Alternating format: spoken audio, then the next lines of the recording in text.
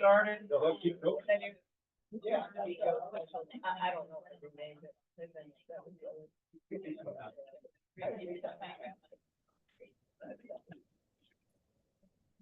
Okay.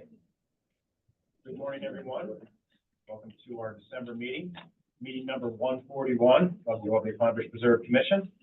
I will do introductions. I'm Chris Falber, I'm the Executive Director. Sean Reynolds is our Board Chair, DEC. Casey Holdsworth from State Parks. Steve Rice, Citizen Member. Harvey Alexander, Citizen Member. Andrew Curry with the Town of Colony. Nancy Pearson, Citizen Member. Peter Barber, Supervisor of the Town of Gilliland. And with us online through Zoom, we have Pat Curran with Albany County. We have Brad Glass with the City of Albany. And I expect we'll have Jessica Otney Mahar from TNT either join us in person or virtually. So let's start with minutes from the September meeting. Does anybody have any comments on those?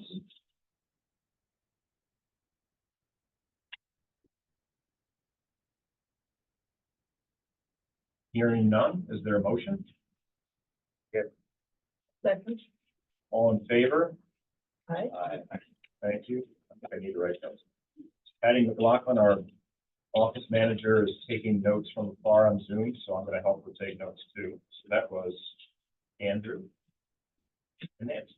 Great, thank you. Comments from the public. I think we have Eileen here from the Friends. Eileen, can you hear us?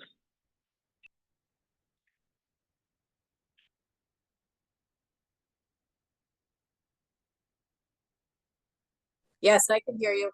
Did you have is there anything you'd like to report on? Well, update for this week. The Friends just sent out our year-end appeal. So, and as part of the year-end appeal this year, we had a $2,500 matching gift from the Tobin family. So for every $2 donated, they're going to match for $1. So that's an update for this year's year-end appeal. That's great. Yeah, and a lot of the drive this year is for the Ticket to Ride program, because we know that the state funding on that has sort of dried up. So we're really pushing the Ticket to Ride fundraising aspect. Sounds good. Anything else? We got a couple of board members resign, well, kind of move on and tenure out. So a little bit of changing going on in the board come 2025. Richard Naylor, that's been with us for like 9 years, he's sort of termed out. And our vice president, Penny, she termed out for 3 years. So we'll be having some changes on the board come 2025. Okay. Well, we look forward to an update in March, see if there's some new folks that join the board. Yeah, that'd be good. Okay, great. Thank you, Eileen. Are there any other comments from the public?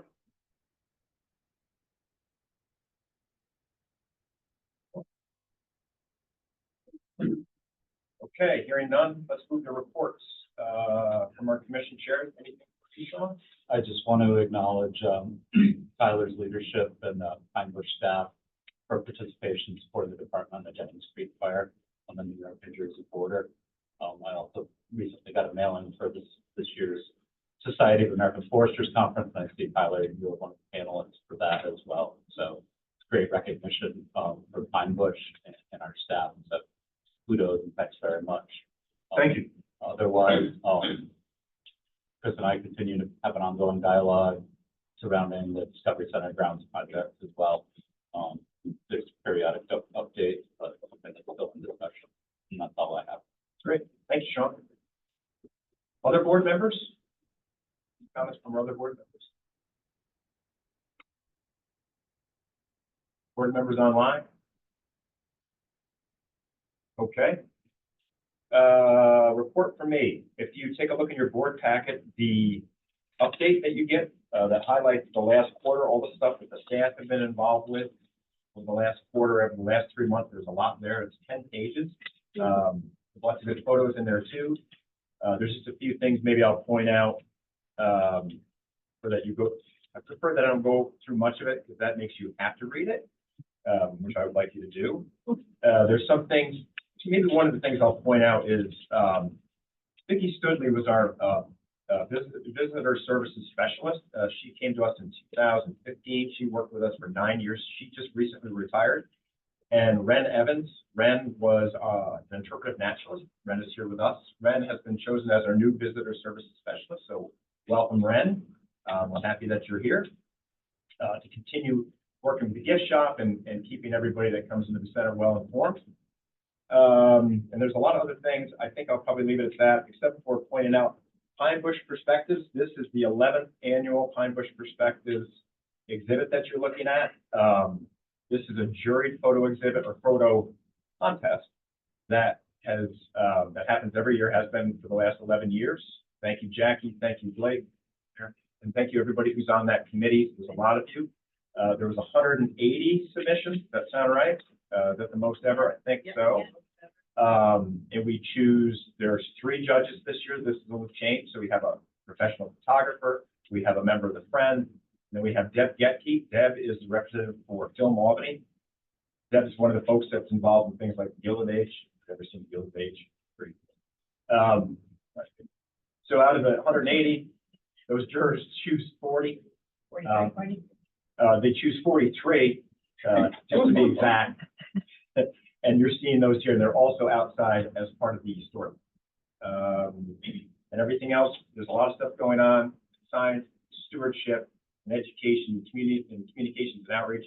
Take a look at that packet, and thank you for the staff for putting this together, and Patty for making it look actually nice and legible. And that's all from me. Let's see. Neil, would you like to do an update for us for the technical committee? No? Yes. Okay. Yes, there is not, hello, good morning, everyone. There is not a technically report in your packet this quarter because there's only one project that was reviewed. It's Helen Gilgalin in an area that wasn't really recommended for protection. It was kind of partially in a partial protection area, but for all intents and purposes, it's proposed in the area that's already defined. So the public review remains slow. Great. Any questions on the project? That one lone project? All right. Thank you. Lisa, financial report. Happy holidays, happy holidays, everybody. Financial reports go through October, 7 months of our fiscal year. We will start out with the income statement, with the revenue. I have to get it. Bear with.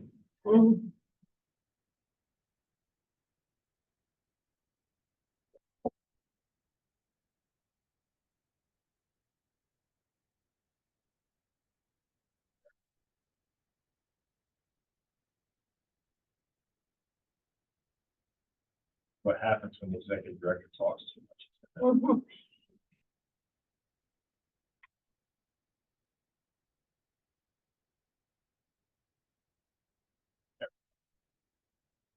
Thank you for your patience. On the revenue side, the contributions are $3,300 higher. Budget, and this is due to a generous of $3,000. Government grant income is slightly under budget at 97%. This is directly related to expenses flow, which is also a little bit under. Mitigation fees are $12,000 over budget, and this is from 2 quarterly payments for mitigation that are higher than budget. Lease revenue is close to budget for the year. Other revenue is $17,000 higher than budget, and this is due to gold merchandise sales increase of $10,000, and our interest from bank rate loans. So total revenue came in at 98% of budget for October. On the expense side, personnel and fringe, $117,000 under budget. This is just due to the timing of benefit bonuses, which we budget at flat rates throughout the year. We caught up in November. We had over $200,000 due to the New York State retirement system, so this brought us back in to budget. Travel and training, $24,000 under budget. This is throughout all departments, and this will catch up throughout the year. It's just timing. It might be a little bit under here though. Contractual, 86% of budget. This is both in the Discovery Center, which is our placeholder for repairs and maintenance, a little bit under. and $35,000 for stewardship, which we made up for that in November with several large board contracts for invasive species. Communication is a little bit under budget. This is just due to savings in telecommunications so far this year. Occupancy is over budget. We had a repair in the front classroom for flooring, but that should be on budget for the year. Five equipment are $3,800 higher than budget, and this is due to repair to the Bobcat. That came in at about $60,000. We had to get the track kind of cutter repair, and other expenses are at 92% of budget. This is due to a little bit of an insurance saving overall for our liability. Total expenses came at 90%. Overall, our budget expenses came in a little bit under, giving us an operating surplus of $269,000 for the year through October. And getting at capital or $87,000 over budget. We had a project that I worked with the auditors, and they wanted to capitalize it. It's 4 trailheads that we paid throughout the preserve, and that is $87,000. Operating cash surplus about $123,000. And I break this out because they are non-cash operating revenues and expenses. We have non-cash land donations, 2 of them, $300,000 for 66 Brett Road and $3,000 for 2839 Lane. It's a non-cash. It was based on an appraisal recommended by Wojcicki Company, which are our auditors. Depreciation, slightly higher. We wrote off a couple of things. Discovery Center, we replaced the security cameras. Net gain and investments, great news here, $405,000. Non-cash surplus of $565,000. And if you look at the total change in net position, and I break both of these out because there's several budgets, we have a total gain in net position of $825,000. This would be our audited financials if we close the books.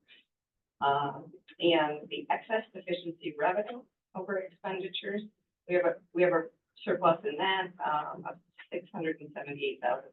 This includes capital, which is the balance sheet account, but it is cash. So this ties into our payroll. Overall, great. Any questions? On the statement of net assets, cash decreased about $262,000. We're spending down the money from DEC, and DEC at this point owes July through September. We did receive that payment in November, which ties into the grants receivable. The grants receivable, $415,000 increase. This is the DEC money owed from July through September, and that has been. Accounts receivable increased $7,000. This is just money owed by the landfill. Again, that has been paid. Lease receivable is 0. You will see this number booked in March, and I'm working with Wojcicki right now on GASB 87, which is a government expense standard board new one. We have 2 leases, 2 brand new leases this year. So we're working on that to book that entire receivable at year end. But we booked the lease revenue, and just so you can see the cash versus cash in the statement. Inventory. This one up slightly, and we have an increased sales in the shop, as you saw in the previous report, over $10,000 budget. Investment, prepaid is 0. Investments had a gain of $405,000 due to an increase in all 4 funds. Capital assets decreased $6,000. We had purchases of $146,000 and depreciation expense of $102,000. Land increase. This is the non-cash appraisal that we booked from Wojcicki for the 2 properties of $300,000 and $3,000. Deferred outflows from NISER, which is the New York State retirement system, remain the same. We do have a report for November. It decreased slightly. It decreased about $170,000 on our new report. It's from the actuaries for the New York State retirement system, giving us an increase in total assets of $184,000 due to an increase in grants receivable, investment, and link. So onto accounts payable, increase of $22,000. This was just expenses booked in March that were received in April. Deferred revenue increased $11,000. This is due to a prepaid TMC lease payment for November, and that we will flip out in November and reallocate. New York State pension liability remained the same. Again, this changes in November. I did an approximate calculation for $55,000 decrease in our liability.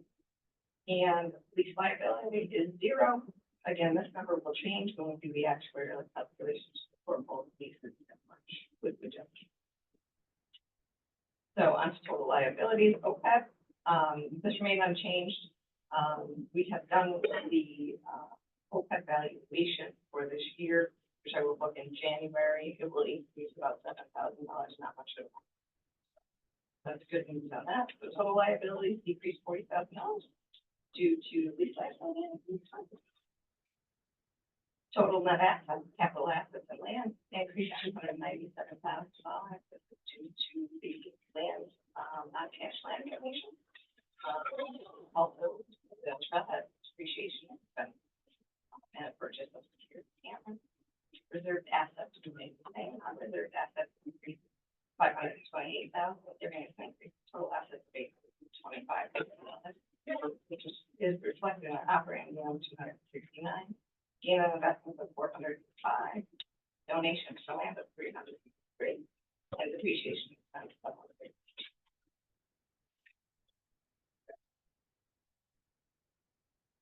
Investments great news here, better news in November. Investments increased $405,000, $112 in the reserve fund, $8,300 in Discovery Center. Endowment increased to $147,000 and $38,000. Just an update, our IPS, the revised IPS was implemented.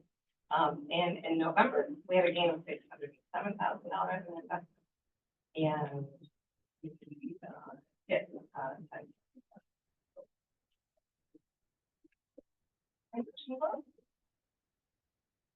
Right.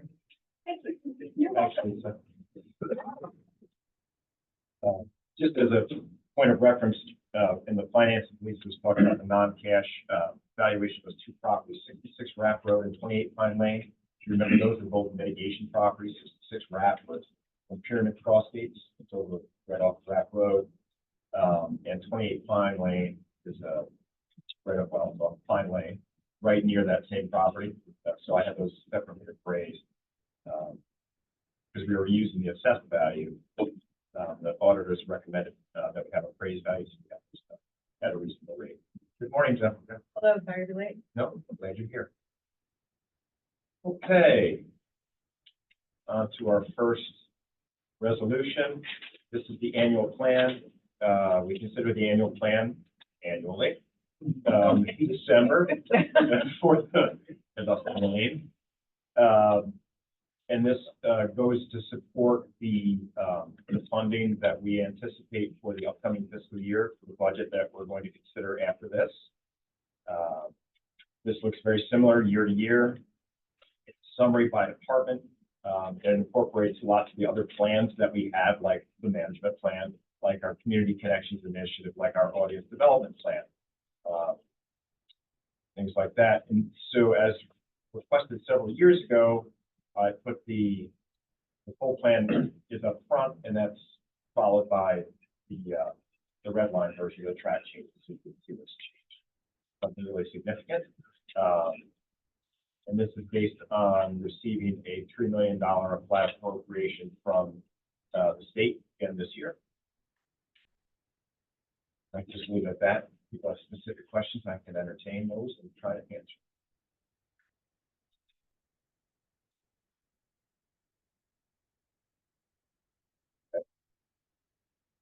Is there a resolution or a motion? Let's go with that. Casey, thank you. Any conversation, any discussion around it? Second. Steve. All in favor? Thank you. So we will move to the annual budget. So this is a two-part, if you remember, this is a two-part budget that we passed. So this will be the fiscal year starting April 1, it's 25-26 budget. based on a $3 million appropriation, which is flat from the Environmental Protection Fund from the state. And then it's also, we include a 5-year Paris budget, Public Authority Reporting Information System budget. That's required as being a public authority under the Public Authorities Law, Part 203, which we became subject to a few years ago. So I will go through both of those.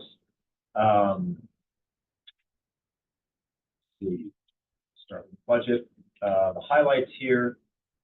So this is, so here's the current budget, the approved budget. We updated that in September. We included the $150,000 federal grant from the Forest Service, the Wildland Risk Reduction Grant. Tyler was able to secure for us, and we are considering that now. The RFP came out recently, so we're looking at that again for this year. But the budget for this year is $4.179 million. That's based on a $3 million appropriation, and the balance is a rollover. So we continue to roll over these funds. Remember, we've gotten that from DEC, the backed up funds. We continue to move through that, but very strategically. And I'll point that out as we get down a little further. There's nothing else very significant. The gift shop, the income from the gift shop increased over what we budgeted last year, so we boosted that number up a little bit. Lease revenue was flat. This is just a difference in timing between when the lease started and the fiscal year. The main point here is under contractual, you see this number here of nearly $1 million for contractual this current fiscal year, and it drops to 488. A lot of that, the majority of that funding is going towards stewardship for habitat restoration. So if you look in your board packet, remember you got to read that. At near the end for stewardship, we have worked on almost 800 acres for invasives this year. Because we had the fundings, that rollover funding, the boards recommended that we put a lot of that into habitat work, and we have. So Joel and Jesse and seasonal staff have been working hard at that. So we've got a lot of that done this year, so there's less of that happening next year. The only other significant thing to point out here under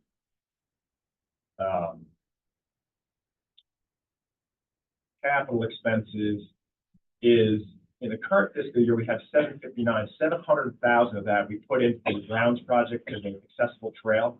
Remember, we were awarded 500,000 from Senator Breslin for the grounds project, and I'm looking at Erin Keinel, and I totally forgot to have her do the grounds report. Once we finish this, I can go back into it. Our office manager's out, and Patty, you can hear me. I'm all askew. So the point here is we didn't conclude the 700,000 this year because we got that grant, but we are including 500,000 for windows. We did a windows evaluation with Green Peterson, GPI, a couple of years ago, looked at all the windows. These are original windows in this building, 1986. As a state building, we need to upgrade and improve those windows for efficiency. So we're working with GPI now to come up and help us bid that project out, and that will be next year. That's capital. And outside of that, there's not much difference. Any questions I can answer for the overall that budget upcoming? Okay. So taking a look at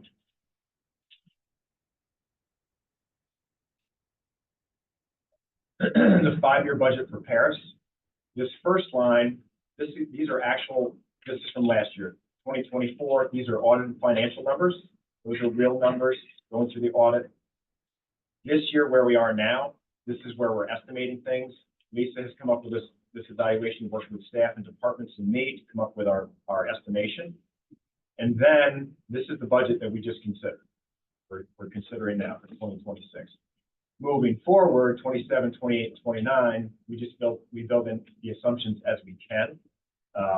So that would include a flat appropriation going across the board of $3 million from the ETF. Lease revenue is flat. We keep that flat across the board because even though the lease will run out, we have to renegotiate, but we keep that flat. Let's see, salaries are budgeted at 3% to increase this upcoming fiscal year, but are budgeted 2% the following years. 3% is based on a law that was passed a couple of years ago. This is the end of that. So we budgeted 2% going forward. We removed here Under investment earnings, here's the real investment earnings from last year based on recommendations from Wojcicki. We're not including anything here or with the expenses. One would hope investment earnings are more, right? The other thing here is this is building in non-operating expenses. So these numbers across the board, this is depreciation. That's not cash. So if you take out depreciation, see these numbers are negative at the bottom. You take out depreciation, you have a slight increase year over year of about between $700 and $1,100. So it's a balanced budget. And this is what we submit. This has to be submitted by January 1st. What else did I?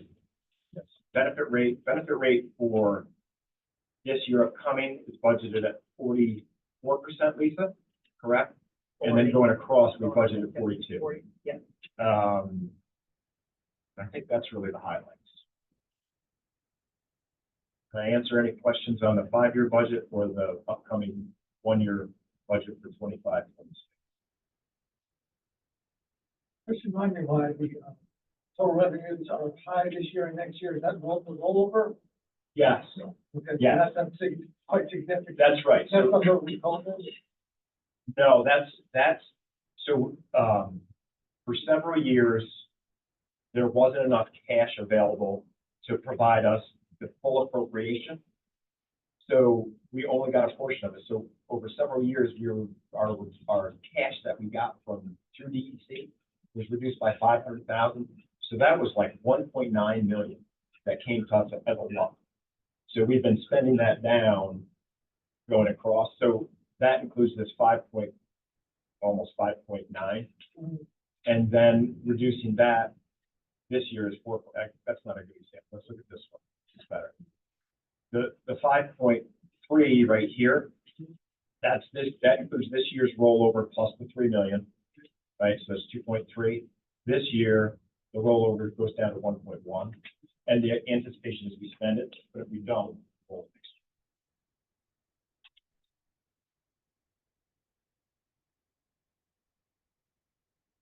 year. Any other questions? Did that answer your questions? Okay.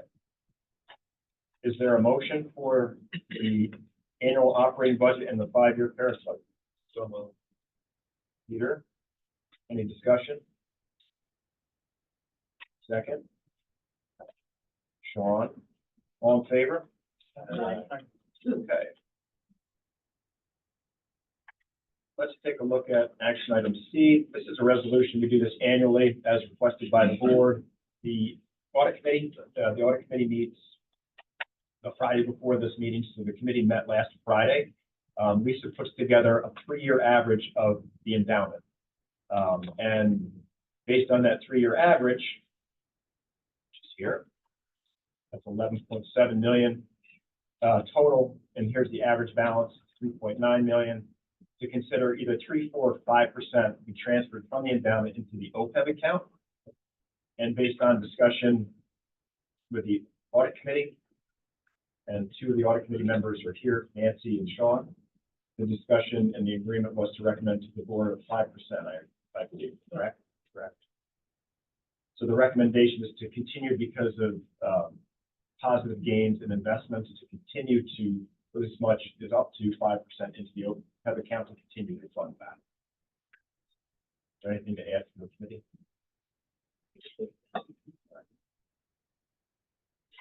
So is there a motion to approve 5% to transfer, and this would be done before the close of the fiscal year. I usually work with Lisa and Key Private Bank to do this around January, but before the end of March. To fund the OPEB liability of 5%. How much over 5% is it? How much over 5% is the endowment? The gain. The gain is, you know what it is year over year?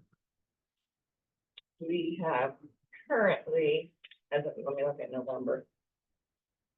We have 1.361. So far we had a gain this, as of November, of almost $50,000 from the beginning of the year. But I'd have to look at last year. Yeah, I can send you an email with it. Okay, Yeah. that's fine. Yeah. Do that. The original band.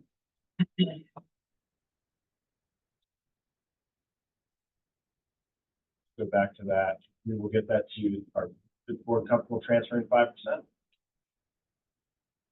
Okay. Is there a motion for that? Harvey? Okay. Is there a discussion? Is there a second? I'll second. Nancy? All in favor? Aye. Thank you.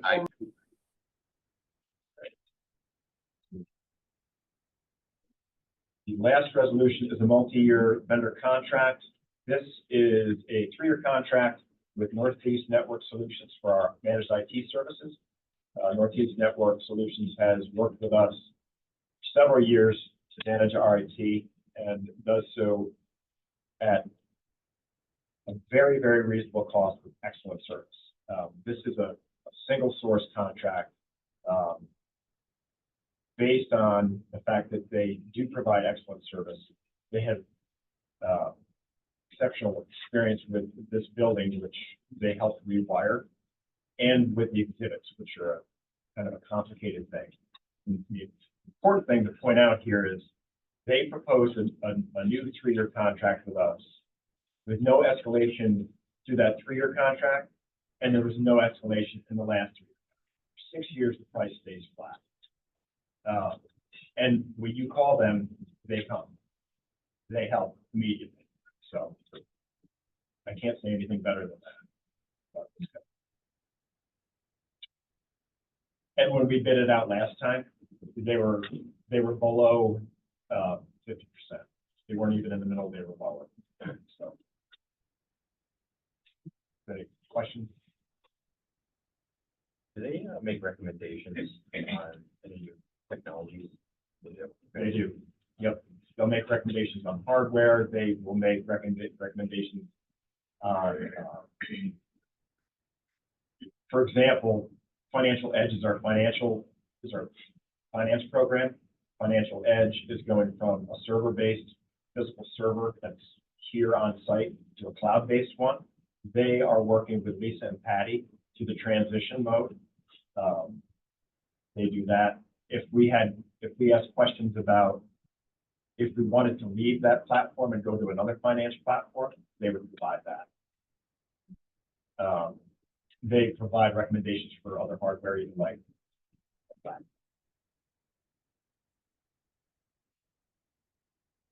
Any other questions? Is there a motion to approve that contract? Sean, is there any discussion? Is there a second? Jessica? All in favor? Aye. Great, thank you. Okay. Oh, yeah, thank you. Aaron. We want to save the important reports for after the resolution. Good taste. Aaron, Yeah. Kyle, please give us a report. And forgive me. No problem. Good morning, everyone. Just a very quick update on the Discovery Center Grounds project. To pick up where Chris left off with the LoCAP grant, that's the Local Community Assistance Program grant. We're working with SASME, the Dormitory Authority, right now to finalize paperwork on that. So that's moving forward. Hopefully we'll have all that paperwork taken care of in the near future. And also we met with OGS, Designing Construction, earlier this month to look at next steps moving forward with them to begin design and planning for the accessible trail. So we'll be working with them to get up to speed with their project management software, DCNet. We're having a meeting with them in the new year.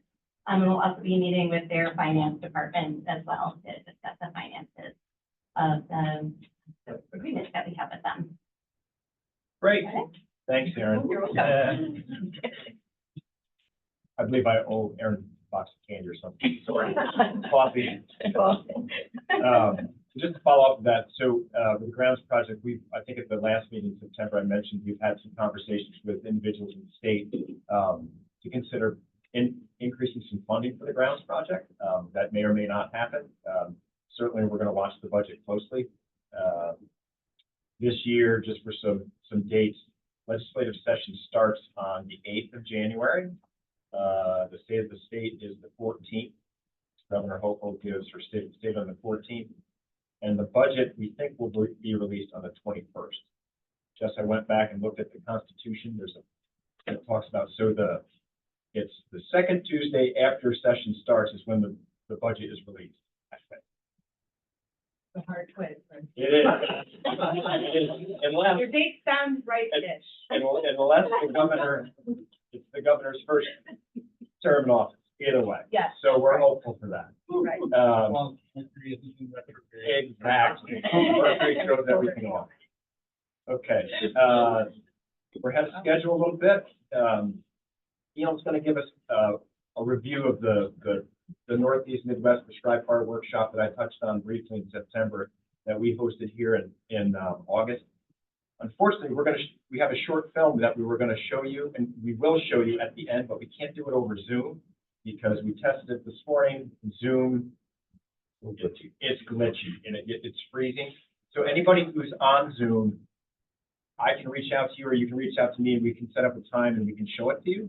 And those of you who are in the room, we'll just show it to you on the screen. Right.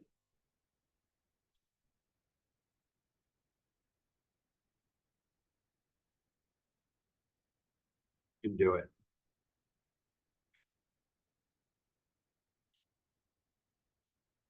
Sharing.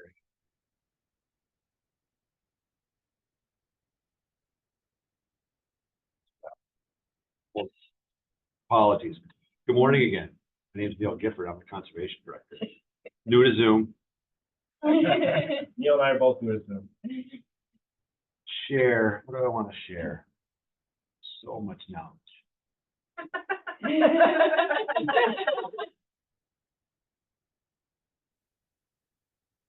All right.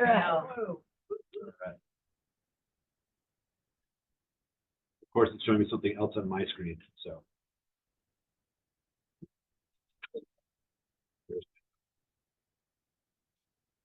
Hopefully, that is still up. That's interesting. It's only projecting there. So hopefully, if I advance this, it will work. There we go. You know, There you go. okay, just a little bit of a lag. All right, everything worked great in rehearsal. There we go. Good morning again. So Chris mentioned the September meeting. Unfortunately, I wasn't able to be here. That we hosted the second annual Northeast and Midwest Fire Science Management Workshop. I was actually the keynote speaker at the first one in Madison, Wisconsin, and apparently they liked what I had to say. We got to come to Albany, and lots of folks around the nation have heard about the commission and our fire management program in particular. Not to mention our ecological management work that Joel does so much on, and then the science work. So one of the main differences with this workshop from the first one was more of a conference. People did not really like that very much. They wanted a workshop, hands-on, let's get involved, no concurrent sessions, everybody in the same room together, sharing and learning at the same time, and they wanted a field trip. So I'm going to walk you through a quick summary of this workshop. That we hosted it down at the Hilton in Albany. So the workshop itself is sponsored by two primary organizations. One is the National Wildland Fire Cohesive Management Strategy. This is basically Congress's effort to try and get ahead of increased wildfire risk as a result of human-caused climate change. In particular, it focuses on three aspects. Science is the middle of all of them. One is restoring resilient landscapes. The second is creating fire-adapted communities around those places that are likely to burn. And secondly is providing a safe and coordinated response to wildfires when they do occur. So already, as you can see, in thinking about those three goals of the national strategy, the commission kind of epitomizes all three of those at the same time. The second organization that helps sponsor this is, of course, it's cut off with the box at the top, but it's the National Fire Science Exchange Network. Across the country, these were also established as the Joint Fire Science Program, largely federal money coming through the Forest Service. If you notice, the preserve is actually straddles two of these regional exchanges. The North Atlantic Fire Science Exchange, for which I had been the commission's representative on their steering committee, if you will, for lack of a better word. just yesterday, I passed that torch to Tyler. But we're also, half the preserve, because half is in the Mohawk Range, is in the Lake States Fire Science Consortium. So it's the Lake States and the North Atlantic Fire Science Exchange that also helped sponsor this workshop. And that was our primary audience. So it's the upper Midwest and the North Atlantic states. But the Fire Science Exchange is all about bridging gaps between academics and scientists doing fire-related science research and managers doing fire management, trying to increasingly build those connections and build a community of fire scientists and practitioners working together to better understand how to get more effective fire on the ground. So that's the background for it, if you will. And of course, the Fire Science Exchange and the cohesive strategy, the commission epitomizes the goals of both of those organizations. But what I wanted to show you here from the get-go, the commission and the commission's work was front and center, literally. At the registration table, I had the brilliant idea to get one a year. We have these billboards that we use on the traveling signs that we put up along roads that we're managing. So we put one behind the registration desk. So everybody, when they walk into the lobby at the Hilton for the conference, that is what you saw. Then you got the goodie bag. That open lobby was also the gathering area for all the breaks and snacks and things. So those banners got a lot of use and a lot of great conversation going. Secondly, in the main lecture hall, you can see here, our other fire banner was behind every speaker. So behind the podium, you had that beautiful mural that we use again on the roadsides. And the day one open, it was a real treat because I didn't know who was going to show up for DEC, but Interim Commissioner Mahar was there. Did an absolutely phenomenal job. Two people within the department know and understand the commission as well, potentially as Interim Commissioner Mahar, and we very much appreciated him being there to welcome the whole group. The rest of day one started with an Indigenous firekeeping session of Indigenous folks from throughout the region, talking about the past, present, and future of Indigenous firekeeping and continuing to build and bridge community there. Day one was mostly science lectures, the fire science side of things, including Dan Day, who's a phenomenal storyteller, dendrochronologist, fire forestry and fire ecology researcher. He was our keynote speaker, and a number of other speakers. And the cinematographer that's been working with the Friends of the Pine Bush community was also there recording the day one event. And day two featured a field trip. And huge thank you to all of the staff. There were 20 of us simultaneously leading 10 field trips. So we had full thing choreographed. We did basically a whole handout for all the leaders. They had all the equipment they needed, porta potties, all the trailheads, etc. So we spent the morning in the field, all basically covering the same thing, talking about the commission's work with both fire science and fire management, and in particular, focusing on a lot of the work that Joel does and his staff with the mechanical and chemical pre-treatments that are absolutely essential to getting effective fire on the ground and reducing long-term fire risk here. And then we gathered afterwards here in the parking lot. We had a nice big tent like we did for Lupin Fest back in the day for lunch, and that's the whole group at the in front of the Discovery Center for the group photo. And then day three was a second set of indoor meetings, mostly about logistics and policy and those kinds of things. And then a wrap up.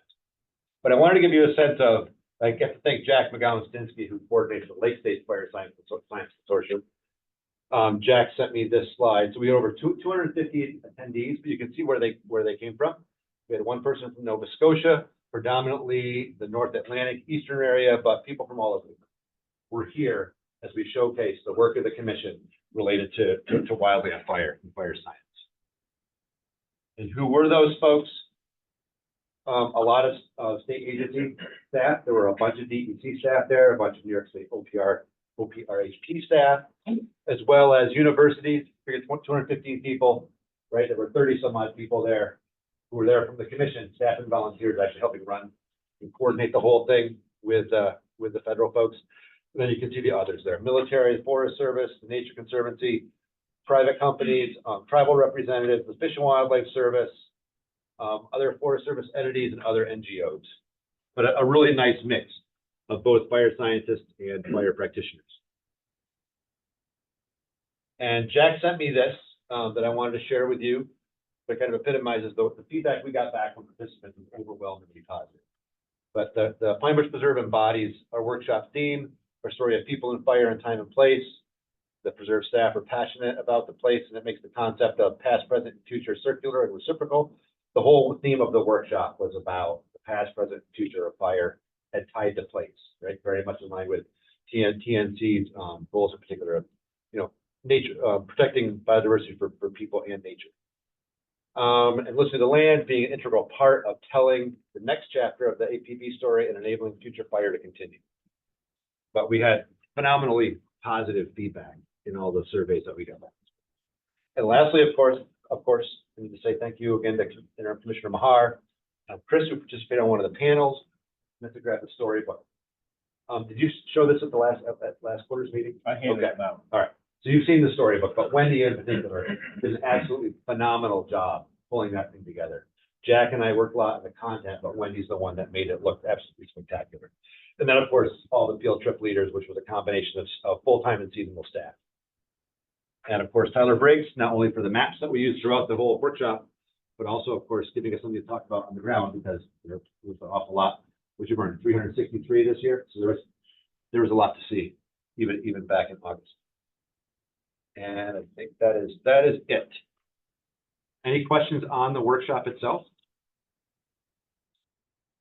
I just wanted to chime in to say thank you all for the incredible work and put on quite an event, quite a show.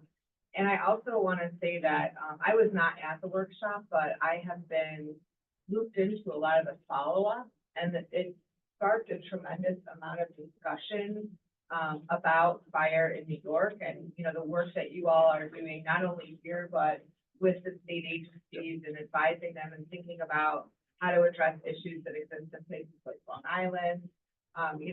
Had the drought not been so significant this fall, the Nature Conservancy was planning to do a burn at the Shellman Preserve on Shelter Island for the first time. And there's just a lot, and I think with the wildfire that did occur, there's a new focus on fire and how we can do fire in New York State in a way that really addresses a lot of issues, and it's taken on, I think, a much more acute focus based on what we know about the effects of climate change, and also the fact that you all have had such tremendous success here. Exactly, here in this really Yeah. urban, complicated Yeah. landscape. So I just wanted to say thank you, and also just say that there is a lot of ongoing conversation. This wasn't a one-time event. And there's a tremendous amount of new collaboration going on at the different agencies and with NGOs and thinking about how to move these strategies forward. So And we've been working with Parks and DEC to expand Carter Blue recovery and fire management throughout Glacier Lake, Albany. Yep. But there's also, I don't know if maybe you wanted to mention this, but there's a lot of conversation about New York State creating a prescribed fire council, which many of the other states in the nation have. And to see what happened in our neighbors to the south in Pennsylvania when they had a prescribed fire council, they went from burning a few hundred acres a year to burning 20, 30,000 acres a year across the state. So we're having some conversations with high-level folks at DEC and right in the beginning of the new year about just that. Yeah, I just want to add, I did attend and it was phenomenal. Obviously the science and Green Shield brought amazing coordination, so everything. That's a ton of people. It was easy, like 9 months. I mean, you just made it easy for everyone, and that made everyone able to focus on why we're there, which was, the partnership, and obviously shared a lot of expertise and whatnot, but I think the longest lasting legacy is what, we were just talking about was the connection that remained. I've been to a lot of conferences where you kind of do your thing, you sit there and the audience is just there and listen and whatnot, and maybe people listen, but the connections that remain just absolutely phenomenal. And like you said, it has spurred a lot of different discussions and it even, very directly helped move. We are OPRHB, but we usually just refer to ourselves as state parks. So if you want to do that, you can. Okay. Moved our agency in a positive direction in this way. So it helped spur a lot of conversations in our agency. And then also like to be saying connections between our agency, the DEC and others, into doing this more effectively, efficiently, and safely by working together. I think those conversations a lot of them came directly out of this workshop. So I think it's a huge lesson. Right? So excellent. Thanks, Casey. Good. Good, Justin. Yeah, are they planning on a third annual event next year? Yes, we are. Yes, I've been roped into the steering committee, I think, permanently.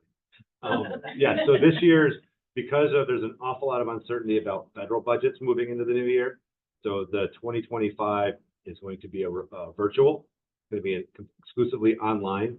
And what we're working on now is trying to coordinate a number of field trips across the region that we can simulcast and let people participate in virtually.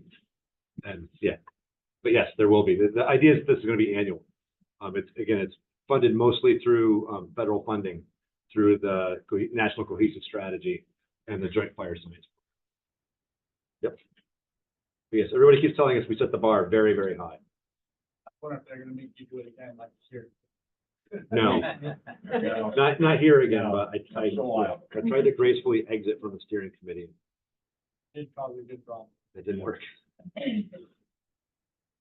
Are there other questions for Neil? No. So let's move to other business and then we can shut down Zoom and then we can show the film. Does anybody else have anything else they'd like to talk about? Did I miss anybody who's supposed to speak? No? All right, well, that's good. So the next meeting, the March meeting is the 20th. That's a Thursday. As you know, our meetings are Thursday, the third Thursday of the month. The June meeting will back up to Wednesday because June 19th is the Juneteenth holiday. So we'll do the meeting on Wednesday. That's all I have. Is there a motion to adjourn? Nancy, is there a second? Second. Sean, all in favor? Thank you. Thank you, everybody who participated via Zoom. Sorry we can't show you the film, but certainly reach out to me or I can reach out to you and you can figure out a time and I can show it. So I think I need to change the input